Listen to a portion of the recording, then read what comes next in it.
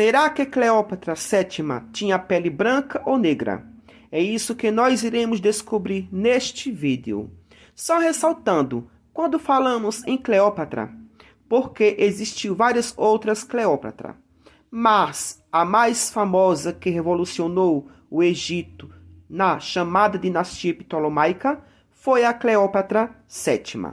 Existem vários fatores que fez com que a Cleópatra VII tornasse tão famosa. Os seguintes fatores são suas relações com Júlio César e Marco Antônio, sua habilidade política, sua inteligência, sua liderança, sua patronagem das artes e da cultura grega, sua representação na mídia. Primeiramente, temos que começar lá da base, onde todo o contexto surgiu para a gente poder compreender todo o processo da evolução lá com os macedônios até chegar no Egito, que foi a última dinastia faraônica ptolomaica. A gente sabe que bem antes da chegada da dinastia ptolomaica no Egito, tudo começou através do pai de Alexandre, Filipe II, que era imperador do Império Macedônio, onde com sua bravura conseguiu conquistar toda a Grécia Antiga e tornando-se soberano dos estados helênicos.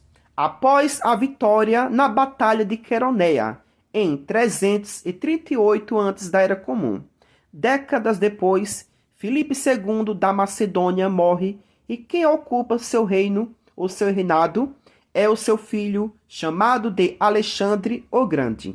Com a chegada de Alexandre ao poder macedônico, é onde dá início ao que chamamos do período helenístico. É onde Alexandre vai expandindo o Império Macedônico junto com a cultura helenística a outros povos da chamada Antiguidade Oriental. Na verdade, o período helenístico foi marcado pela fusão da cultura grega com a cultura oriental, resultando em uma nova civilização, principalmente dando origem à futura dinastia ptolomaica. Alexandre o Grande chegou tão longe com seu expansionismo macedônico no processo chamado período helenístico, que conquistou regiões como Ásia Menor, a Pérsia, o Egito e o Levante. Seu reinado chega ao fim com sua inesperada morte. Morte essa que até hoje ainda é um mistério, porque não se sabe ao certo o que causou sua morte. Até hoje ainda é um enigma no meio acadêmico histórico. E o mais desastroso nisso tudo é que Alexandre não tinha deixado um herdeiro, mas existe fontes históricas que afirmam que, quando Alexandre morreu, sua esposa Roxana estava grávida.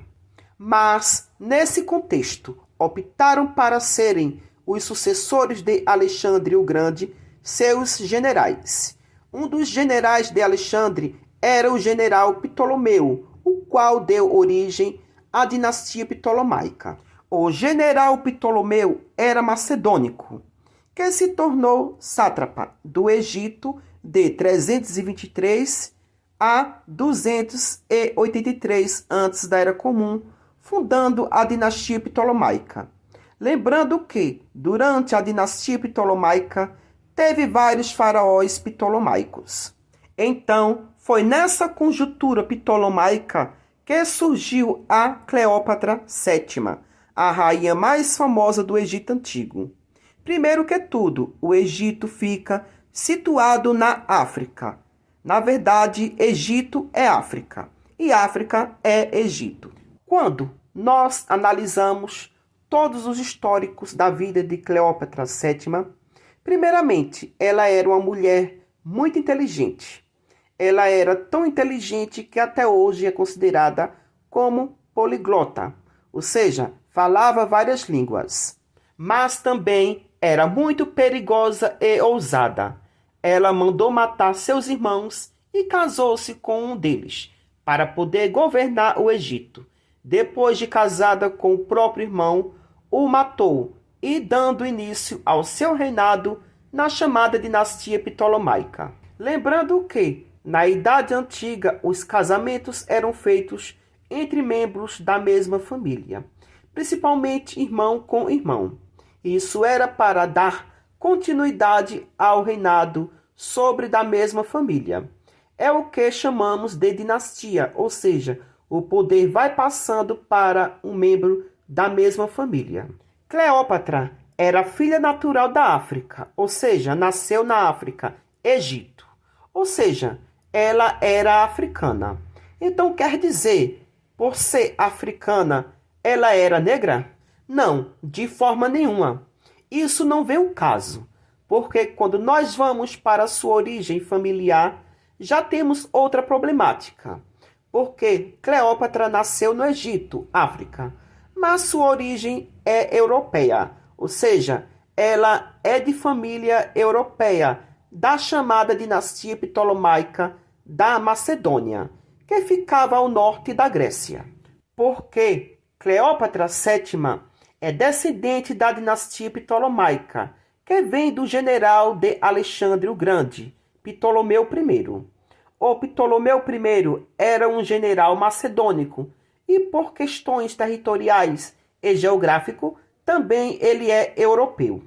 Então, quando vamos para essas duas problemáticas sobre a historiografia da vida de Cleópatra VII, é completamente difícil de dizer com precisão se Cleópatra VII era negra ou branca. Por questão de nascimento, ela era africana, mas por questão de hereditariedade familiar, ela era europeia.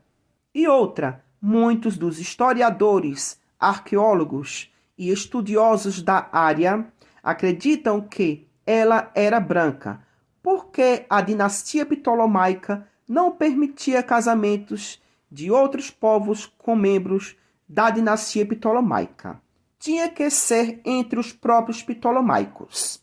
Então, nesta perspectiva, para alguns historiadores e arqueólogos, acreditam que Cleópatra VII tinha a pele branca, já que pertencia à mesma linhagem familiar. Existiu até uma polêmica com um filme da Netflix, onde colocaram uma personagem negra fazendo a intérprete da Cleópatra VII. E isso até processo rolou, onde o documentário Rainha Cleópatra, da Netflix, foi alvo de um processo legal por uma equipe de advogados e arqueólogos egípcios. No entanto, o arqueólogo egípcio e ex-ministro de Antiguidades criticou a série, dizendo que Cleópatra era grega e provavelmente loira. Lembrando que a dinastia ptolomaica teve quase 300 anos de dinastia, ou seja, de governo. Também a dinastia ptolomaica foi a última dinastia faraônica no Egito Antigo. Depois da dinastia ptolomaica, tivemos o chamado período domínio romano-bizantino e também a conquista árabe. A história do Egito Antigo é considerada uma das mais antigas do mundo, com uma duração de 2.700 anos. Por hoje só, e até o próximo vídeo.